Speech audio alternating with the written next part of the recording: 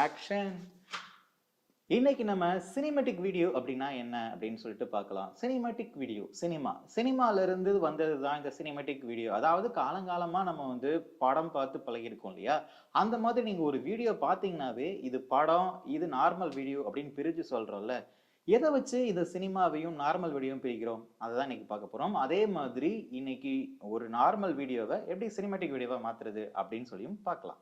ஒரு வீடியோவை சினிமேட்டிக் வீடியோவா மாத்தணும் அப்படின்னா அதுக்கு நிறைய ஃபேக்டர்ஸ் உள்ள இருக்கு. உதாரணத்துக்கு பார்த்தீங்கன்னா ஃப்ரேமிங், அதுக்கப்புறம் லென்ஸு, அதுக்கப்புறம் லைட்டிங், டெப்த் ஆஃப் ஃபீல்டு அப்படின்னு சொல்லிட்டு நிறைய விஷயம் இருக்கு. இதெல்லாம் சேர்ந்து தான் உங்களுக்கு சினிமேட்டிக் ஃபீலை கொண்டுட்டு வர முடியும்.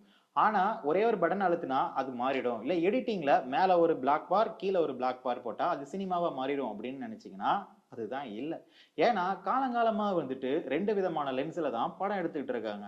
அதாவது ஒண்ணு அனமார்பிக் லென்ஸ், இன்னொன்னு பாத்தீங்கன்னா ஸ்பெரிக்கல் லென்ஸ். இந்த ஸ்பெரிக்கல் லென்ஸ் அப்படின்றது ஒரு சர்க்குலர் லென்ஸ். இப்போ நீங்க ஒரு கடையில போயிட்டு டிஎஸ்எல்ஆர் வாங்கினீங்க அப்படின்னா அது எல்லாமே ஸ்பெரிக்கல் லென்ஸ் தான். அப்ப அந்த அனமார்பிக் லென்ஸ்லாம் என்ன அப்படின்னு கேட்டீங்கன்னா, நம்ம காலங்காலமா படம் அப்படின்னு சொல்லி பாக்குறோம் இல்லையா, அந்த படத்துல வர எல்லாமே அனமார்பிக் லென்சஸ் தான்.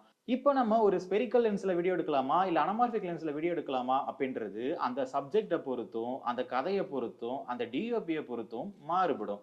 உதாரணத்துக்கு நீங்க ஸ்பெரிக்கல் லென்ஸை வச்சு ஷூட் பண்றீங்க அப்படின்னா ரொம்ப டைட்டான எமோஷன்ஸை நீங்க கன்வே பண்ணலாம். உதாரணத்துக்கு நம்ம சூப்பர் டீலக்ஸ், கைதி இந்த மாதிரியான படங்கள் எல்லாமே ஸ்பெரிக்கல் லென்ஸ்ல ஷூட் பண்ணப்பட்டது. அப்ப இந்த அனமார்பிக் லென்ஸ் எதுக்கு யூஸ் பண்றோம் அப்படின்னு கேட்டீங்கன்னா, கிட்டத்தட்ட அனமார்பிக் அப்படின்னாவே ஒரு வைடு ரேஞ்சான ஒரு ஸ்ட்ரெச்சான ஃபீல் இருக்கக்கூடிய ஒரு இமேஜை ரெக்கார்ட் பண்ணக்கூடிய ஒரு லென்ஸ் தான் அனமார்பிக் லென்ஸ் அப்படின்னு சொல்லுவோம். இப்போ நீங்க பார்த்துட்டு இருக்கிற வீடியோ கூட சாம்யங் விஏஎஃப் அப்படின்ற அனமார்பிக் லென்ஸ்ல எடுக்கக்கூடிய வீடியோஸ் தான். இது எல்லாமே 1.3, 1.5, 1.7, 2 டைம்ஸ் அப்படின்னு சொல்லிட்டு நார்மல் வீடியோவையே கொஞ்சம் ஸ்ட்ரெச் பண்ணி இன்னும் கொஞ்சம் அகலமா உங்களுக்கு கொடுக்கும். இதனால நீங்க வைடான ஒரு எக்ஸ்பீரியன்ஸ் பண்ண முடியும். தியேட்டர்ல நீங்க பார்க்கக்கூடியது எல்லாமே அனமார்பிக், அதாவது அஸ்பெக்ட் ரேஷியோ பார்த்தீங்கன்னா 2.39 அப்படின்ற அஸ்பெக்ட் ரேஷியோல தான் தியேட்டர்ஸ் எல்லாம் டிசைன் பண்ணியிருக்காங்க. ஏன் அப்படின்னா சினிமா எல்லாமே அந்த அஸ்பெக்ட் ரேஷியோல தான் ஷூட் பண்ணுவாங்க. அப்போ அஸ்பெக்ட் ரேஷியோனா என்ன? இப்போ நீங்க பார்க்கக்கூடியது 2.39 அப்படின்ற அஸ்பெக்ட் ரேஷியோ. இதே இது நீங்க ஒரு போன்ல யூடியூப் பார்த்துட்டு இருக்கீங்கன்னா அது 16:9 அப்படின்ற அஸ்பெக்ட் ரேஷியோல இருக்கும். இதே இது நீங்க பழைய டிவில எல்லாம் பாத்தீங்கன்னா 4:9 ஒரு கட்டம், ஒரு சதுர மாதிரியான இமேஜஸ் கொடுக்கும். இது உங்களுக்கு படத்தோட விண்டேஜ் லுக்கை ஏற்படுத்தும். அதனால நீங்க ஒரு ஆர்ட் பிலிம் எடுக்கிறீங்க, அதுவும் ரொம்ப வருஷத்துக்கு முன்னாடி நடந்த ஒரு கதை நீங்க சொல்லணும் அப்படின்னா 4:3 அஸ்பெக்ட் ரேஷியோல நீங்க ஷூட் பண்ணுவாங்க. அதே மாதிரி எடிட்டிங்ல கூட இந்த 4:3, 16:9, 2:35, 2:39 அப்படின்ற அஸ்பெக்ட் ரேஷியோவை கன்வெர்ட் பண்றதுக்கு தான் இந்த பிளாக் பார்ஸ் எல்லாம் யூஸ் பண்ணுவாங்க. ஆனா படம் எடுக்கும்போது நார்மலா எடுத்துட்டு அதுக்கப்புறம் போஸ்ட் ஆட் பண்ணுவாங்களான்னு கேட்டீங்கன்னா சில படங்கள் மட்டும்தான் அந்த மாதிரி போஸ்ட் ப்ரொடக்ஷனுக்கு போகும்.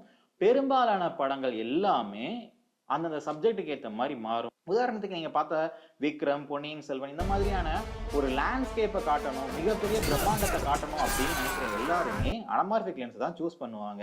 இதனால என்னன்னா உங்களுக்கு வைடான ஒரு ஏரியாவை கேப்சர் பண்ண முடியும். படம் பார்க்கும்போது நீங்க இம்மர்ஜ் ஆயிடுவீங்க, அந்த படத்தோட ஒன்றி போயிடுவீங்க.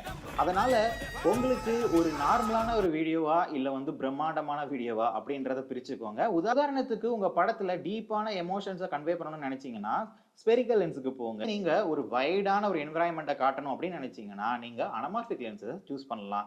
இப்போ நீங்க பார்க்கக்கூடிய சாம்யங் லென்ஸோட ரெண்ட் பாத்தீங்கன்னா கிட்டத்தட்ட 3000 வரும் ஒரு நாளைக்கு நீங்க ரெண்ட் எடுத்தீங்கன்னா. இதே இது மார்க்கெட்ல சிறுவி இருக்கு, ஹூக் லென்சஸ் இருக்கு, இது எல்லாமே உங்களால ரெண்ட் எடுத்து ஷூட் பண்ண முடியும். இதே மாதிரி லென்ஸ் மட்டுமே ஒரு சினிமாட்டிக் ஃபீலை கொடுக்காது. இதுக்கப்புறம் நீங்க பார்க்கக்கூடியது கேமராஸ் தான். கேமராஸ் எல்லாமே ஒரு சினிமாக்கு தயாரிக்கப்பட்ட கேமராஸை நீங்க சூஸ் பண்ணிட்டீங்கன்னாவே உங்களால ஒரு சினிமேட்டிக் வீடியோ எடுக்க முடியும். உதாரணத்துக்கு இப்ப நீங்க பார்த்துட்டு இருக்கிறது சோனி FX3ல ஷூட் பண்ணிக்கிட்டு இருக்கோம். எதுன்னு சினிமாவுக்குன்னு தயாரிக்கப்பட்ட கேமராஸ்ல அதுக்கான லென்சஸை நீங்க மவுண்ட் பண்ணும்போது தான் அந்த பிரம்மாண்டத்தை உங்களால ஃபீல் பண்ண முடியும். ஸோ சினிமேட்டிக் அப்படின்னாவே வெறும் பிளாக் பார் கிடையாது.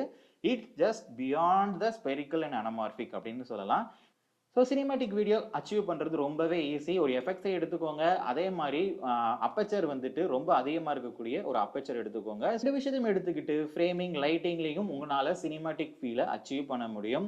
இந்த அனமார்பிக் லென்ஸை நீங்கள் ட்ரை பண்ணணும், இல்லை உங்களோட வீடியோ, ஷார்ட் ஃபிலிம், மூவிஸ் எல்லாம் எடுக்கணும், அனமார்பிக்கில் நீங்கள் அச்சீவ் பண்ணணும்னு நினச்சிங்கன்னா தாராளமா எங்களை காண்டாக்ட் பண்ணலாம். எங்களோட டீடைல்ஸ் வந்து நான் கீழ குடுக்குறேன். அத நீங்க காண்டாக்ட் பண்ணுங்க. அதே மாதிரி நம்ம வந்து கேமரா ஒர்க், எடிட்டிங் இந்த மாதிரியான போஸ்ட் புரொடக்ஷன் ஒர்க்கும் பண்ணி குடுத்துட்டு இருக்கோம். ஸோ எந்த விஷயமா இருந்தாலும் நீங்க வந்து ஸ்கெட்ச்கேட காண்டாக்ட் பண்ணலாம். ஸோ ஃபிலிம் மேக்கிங்ன்றது ஒரு பிராக்டிகலான விஷயம். அதனால நீங்க வந்துட்டு ஃபிலிம் மேக்கிங்க பிராக்டிஸ் பண்ண ஆரம்பிச்சீங்கன்னா, கண்டிப்பா உங்களால ஒரு சினிமேட்டிக் வீடியோ எடுக்க முடியும். இந்த வீடியோ உங்களுக்கு ஹெல்ப் பண்ணுச்சு அப்படின்னா, கண்டிப்பா லைக் பண்ணுங்க. அப்படி இல்ல உங்களுக்கு டவுட்ஸ் இருக்கு அப்படின்னா, கமெண்ட்ஸ்ல லீவ் பண்ணுங்க. இதே மாரி இன்னொரு நல்ல வீடியோல பார்க்கலாம். ஸோ அதுவரைக்கும் பாய்.